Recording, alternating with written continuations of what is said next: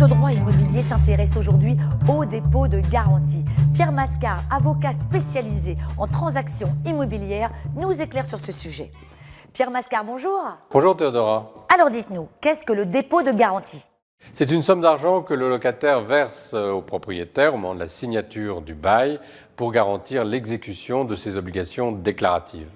Quelle est la différence avec la caution? Cela n'a strictement rien à voir. On confond souvent dépôt de garantie et caution. La caution, c'est un tiers qui se porte garant vis-à-vis du bailleur pour les loyers impayés notamment. Quel est le montant du dépôt de garantie? S'il s'agit d'une résidence principale, le dépôt de garantie est d'1 mois de loyer pour une location vide. S'il s'agit d'une location meublée, ce sera 2 mois de loyer. Le montant du dépôt de garantie doit-il figurer sur le bail?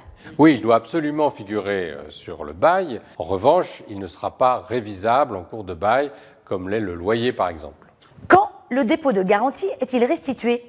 Il doit être restitué au moment de la restitution des clés par le locataire. Le propriétaire aura 30 jours pour restituer ce dépôt de garantie s'il n'y a pas de dommages. En revanche, s'il y a des dommages, c'est sous 60 jours pour permettre au propriétaire d'évaluer les éventuels travaux.